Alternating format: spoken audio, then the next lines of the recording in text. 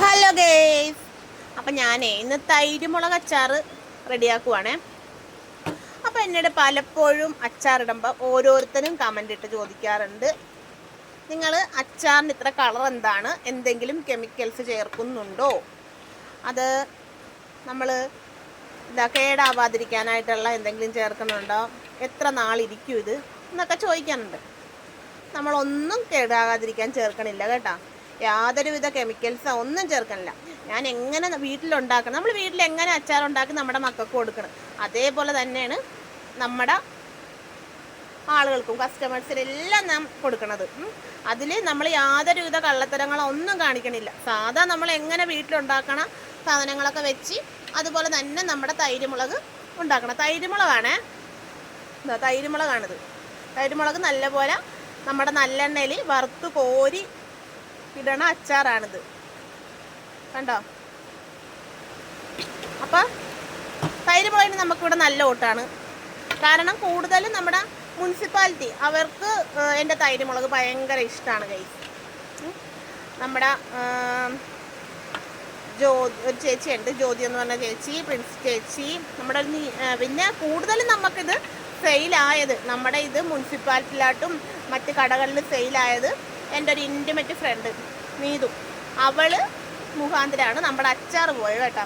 കാരണം അതുവരെ പോയില്ലെന്നല്ല, അതുവരെ നമ്മൾ വീടുകളിലും ഈ ഗൾഫ് പാർട്ടികൾക്കും എല്ലാവർക്കുമാണ് നമ്മുടെ അച്ചാർ ഞാൻ കൊടുത്തോണ്ടിരുന്നത്. അപ്പം ഇപ്പം നമ്മൾ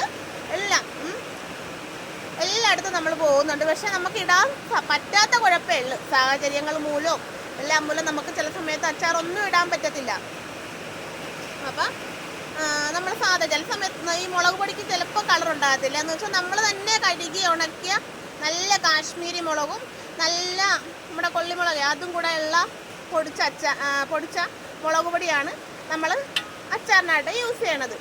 അഥവാ എനിക്ക് അത്രക്ക് പൊടിക്കാനായിട്ട് പറ്റിയില്ലെന്നുണ്ടെങ്കിൽ നമ്മുടെ ചേർത്തലയിലുള്ള മനോരമ കവല കിഴക്ക് വശം ഒരു കൊങ്ങണീസിൻ്റെ കടയുണ്ട്. അവിടെ നല്ല മുളക് പൊടി നമുക്ക് വിശ്വസിച്ച് വാങ്ങാം. ഇത്ര റേറ്റാണ്, എന്നാലും കുഴപ്പമില്ല, നമുക്ക് വിശ്വസിച്ച് വാങ്ങാം. ആ മുളക് പൊടി ഞാൻ ഇടയ്ക്ക് വാങ്ങാറുണ്ട്.